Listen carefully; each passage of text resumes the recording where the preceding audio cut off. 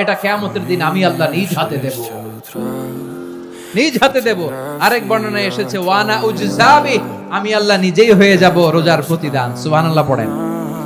আবার আল্লাহর হাবিব বলেন ইন্না ফিল জান্নাতি সামানিয়াতু আবওয়াব, জান্নাতের দরজা মোট 8টা। ফিহা বাবুন ইউসাম্মা আর-রায়্যান, 8টা দরজার মধ্যে স্পেশাল একটা দরজা আছে, ওই দরজাটার নাম হলো আর-রায়্যান। রায়্যান দরজা লা ইয়াদখুলুহু ইল্লা সাইমুন, রোজাদাররা ছাড়া কেউ ওই রায়্যান দরজা দিয়ে জান্নাতে ঢুকতে পারবে না। শুধু রোজাদারদের জন্য ওই দরজাটা খোলা থাকবে। দরজাটার নাম আর-রায়্যান। এই লাখো জনতা আওয়াজ করলে এই আওয়াজ হয়, বলেন রোজাদারদের জন্য জান্নাতের স্পেশাল যে লাল গালিচার সংবর্ধনা, স্পেশাল এন্ট্রি, ওই দরজাটার নাম কি? আর-রায়্যান শব্দটা কেমন লাগে?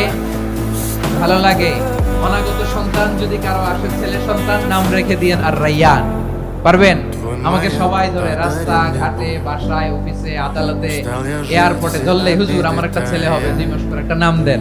চাপাই নবাবগঞ্জ বাসীর জন্য আমি একটা নাম দিয়ে গেলাম। সামনের 2-3 মাসে, 4 মাসে, 6 মাসে যাদের ছেলে সন্তান হতে পারে বলে মনে করেন, যদি পছন্দ হয় নামটা, নাম রেখে দিয়েন রায়্যান। কি নাম? লা ইয়াদখুলুহু ইল্লা সাইমুন, রোজাদাররা ছাড়া কেউ ঢুকতে পারবে না।